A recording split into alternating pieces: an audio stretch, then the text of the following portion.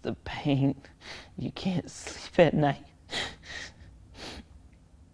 The first week I came home, it's like, I think I got about 10 hours of sleep that whole week.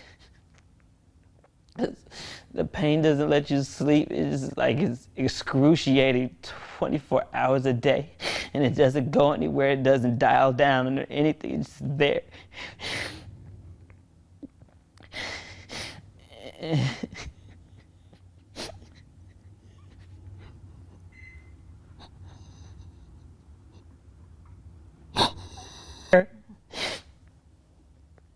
Like you wake up in the middle of the night and you just cry because you want to sleep and you can't.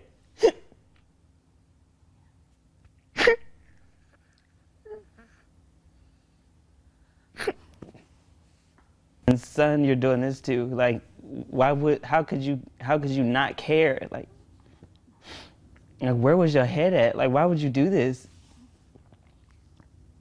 You've been able to talk to him? On screen. And when I'm out in the sun, it hurts. Like, it's basically like you're being burned all over again.